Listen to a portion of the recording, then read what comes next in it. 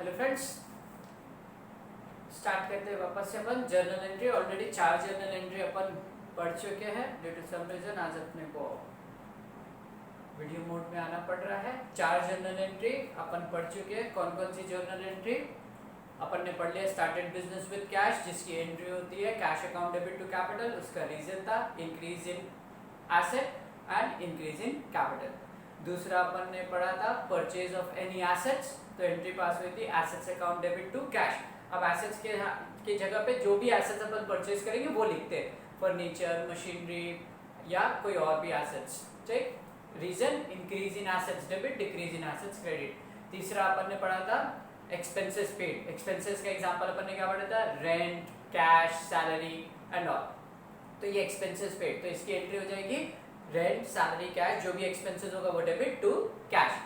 Reason increase in expenses, decrease in cash. ठीक, next अपन पढ़े थे परचेज ऑफ गुड्स। तो परचेज ऑफ गुड्स में हमने क्या एंट्री पास की? The term purchase would be indicating purchase of goods. तो जब भी गुड्स अपन परचेज करेंगे तो will call it as purchase of goods only, the term purchase. ठीक, तो एंट्री हो जाएगी purchase account debit to cash. अब आपका रीजन क्या हुआ इसमें? परचेज एक्सपेंस है इसीलिए डेबिट, और कैश आउटफ्लो हो रहा है, डिक्रीज इन एसेट्स इसलिए क्रेडिट। तो चलिए अब अपन आगे बढ़ते हैं, आगे की जर्नल एंट्रीज पढ़ते हैं। Purchase of goods on credit. ठीक, लास्ट टाइम जो अपन ने पढ़ा था सिर्फ परचेज ऑफ गुड्स। अगर परचेज ऑफ गुड्स है दैट मीन्स ये कैश ट्रांजैक्शन है। अगर किसी का नाम दे दिया गया purchase of goods from Ram या purchase of goods on credit, purchase of goods from Shyam, नाम दे दिया तो क्रेडिट ट्रांजैक्शन है। ये अपन ने अकाउंटिंग इक्वेशन में भी पढ़ा था। तो एंट्री हो जाएगी purchase account debit to creditors. Assume करें नाम अपना राम है तो राम, तो अपनी एंट्री ऐसे होती है purchase account debit to Ram, जिसका नाम होगा वो आएगा। ठीक, परचेज हमारा एक्सपेंस है, इंक्रीज इन एक्सपेंसेस डेबिट। अब अगर अपन गुड्स उधार में खरीदेंगे तो कहना है इसे मुझे सामने वाले बंदे को पैसा देना रहेगा, तो anything which is payable is my liability. तो राम मेरे लिए क्रेडिटर बन गया, क्रेडिटर एक मेरे लिए लायबिलिटी है, increase in liability should be credited. तो हमारी एंट्री हो जाएगी परचेज टू क्रेडिटर। ठीक, moving on next, sale of goods. देखिए यहाँ पे कुछ नहीं बोला है तो दैट मींस ये कैश का ट्रांजैक्शन है। ठीक, सो कौन से दो अकाउंट अफेक्ट होंगे? कैश और सेल। तो मेरी एंट्री हो जाएगी cash account debit to sale. Cash debit क्यों? क्योंकि सामान बेचूंगा तो कैश आएगा, increase in asset debit, cash is an asset. Sale, sale हमारे लिए क्या है? इनकम है। जो भी सामान मैं बेचता हूं वो मेरे लिए इनकम है, तो income increase in income should be credited, इसीलिए सेल क्रेडिट हुआ। एंट्री हो गई cash account debit to sale. Clear? Next, sale of goods on credit. Same जैसे अपन ने परचेज में पढ़ा था, सेम यहीं पे यहाँ पे भी sale of goods on credit, मतलब कि अपन ने गुड्स उधारी में बेचा। उधारी में बेचा मतलब पैसा आया नहीं, पैसा आया नहीं मतलब सामने वाले बंदे से पैसा मिलेगा, मतलब सामने वाला बंदा जो इस केस में राम मेरे लिए क्या बन गया? Debtor, and debtor is an asset. ठीक, तो हमारी एंट्री हो जाएगी debtor account debit to sales, मतलब नाम दिया हुआ है तो नाम, Ram account debit to sales, Shyam account debit to sale. अब डेटर डेबिट क्यों हुआ? क्योंकि मुझे इस पर्टिकुलर बंदे से पैसा लेना है, तो ये मेरे लिए एसेट हो गया, increase in asset should be debit. ठीक, सेल मेरे लिए इनकम है, increase in income should be credit. ठीक, next, goods return to supplier, मतलब अपन ने गुड्स रिटर्न किया है। ठीक, हमने कई बार होता है हम गुड्स परचेज करते हैं, हमको हमारे क्वालिटी का नहीं लगता तो अपन उस गुड्स को क्या कर देते हैं? रिटर्न कर देते हैं। So that is purchase return. जो सामान खरीदा हो अब वो सामान वापस दे दिया। ठीक, अब यहाँ पे ध्यान देंगे इस एंट्री का जस्ट अपोजिट एंट्री, यहाँ परचेज टू क्रेडिटर था, यहाँ क्रेडिटर टू परचेज है। रीजन समझेंगे। सपोज यहाँ पे मैंने राम से 1 लाख रुपए का सामान खरीदा, 10,000 का सामान राम को वापस दे दिया। तो अब जब मुझे पैसा लौटाना रहेगा राम को तो कितना लौटाऊंगा? 90,000 रुपए, 10,000 माइनस करके। क्यों माइनस करो? क्योंकि मैंने उसको सामान वापस कर दिया। तो कहना इसे इस ट्रांजैक्शन की वजह से मेरा क्रेडिटर जो है वो कम हो रहा है। क्रेडिटर मेरे लिए लायबिलिटी होता था, तो राम जो है लाइबिलिटी क्रेडिटर कम हो रहा है, decrease in liability should be debited. Clear?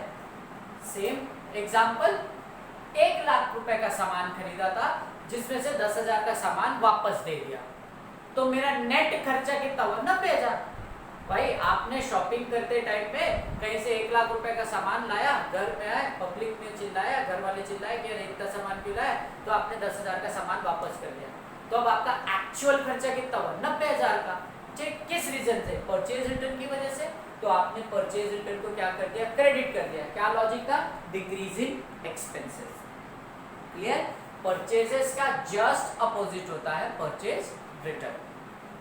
ठीक, next, goods return by customer, that is sales return. यहाँ पे हम किसी को सामान लौटा रहे हैं, तो कोई बंदा हो सकता है ना जो मुझे भी सामान वापस कर दे, भैया ये वाला सामान नहीं जम रहा है। सेम एग्जांपल, सेम चीज।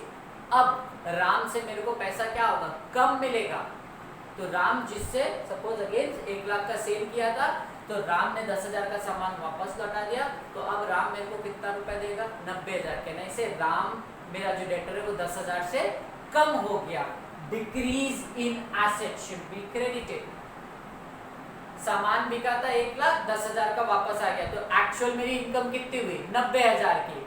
यहाँ पे मैंने इनकम कितनी बना दी थी? 1 लाख। 10,000 से कम करना है अपनी इनकम को, तो sales return debit. Decrease in income should be debited. ठीक है, आपको ट्रांजैक्शन पढ़ के इफेक्ट देखता है कि कौन से 2 अकाउंट अफेक्ट हो रहे हैं, फिर उसको asset, liability, income, expense, capital में डिवाइड करके रूल फॉलो करना है। ठीक है, परचेज रिटर्न को अपन दूसरा नाम बोल सकते हैं रिटर्न आउटवर्ड।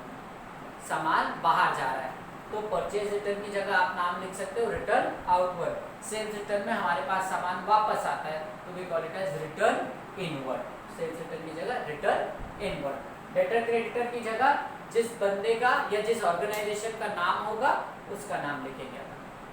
ठीक है, चलिए next, open the bank account. मतलब अपन ने बैंक अकाउंट ओपन किया, तो बैंक में कैसे अकाउंट कैसे ओपन होगा? कैश जमा करेंगे। ठीक, तो एंट्री क्या होगी? Bank account debit to cash. अब इसका रीजन, बैंक बैलेंस मेरे लिए एक एसेट है, तो बैंक एक एसेट हो गया। बैंक में पैसा डालूंगा तो बैंक का बैलेंस बढ़ेगा, इंक्रीज इन एसेट डेबिट। और मेरा कैश इन हैंड क्या होगा? वो कम होगा, डिक्रीज इन एसेट्स क्रेडिट। ठीक, next, withdraw cash from bank for office use. देखो कई बार क्या होता है, हमारा पैसा बैंक में पड़ा हुआ है, बट यहाँ अपने शॉप के एम्प्लॉयज़ को सैलरी देना, छोटा मोटा खर्चा, चाय पानी का खर्चा, इन सब के लिए कैश पेमेंट करना पड़ता है। तो अपन क्या करते हैं, कई बार बैंक से पैसा निकालते हैं, अपने पर्सनल यूज के लिए नहीं, ऑफिस के ही काम से। तो ये जो एंट्री होगी वो अपोजिट हो जाएगी, पैसा आएगा यानी कैश आएगा, cash debit, increase in asset. ठीक, और bank credit, decrease in assets, bank का बैलेंस क्या होगा? कम हो जाएगा।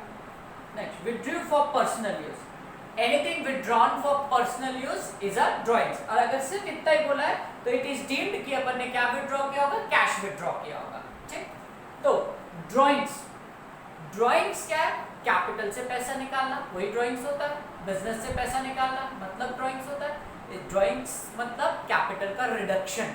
अकाउंटिंग इक्वेशन याद होगा, तो anything withdrawn for personal use अपन क्या करते थे? कैश से माइनस और कैपिटल से माइनस। तो कैपिटल क्या हो रहा है? कम हो रहा है, और कैपिटल का रूल क्या होता है?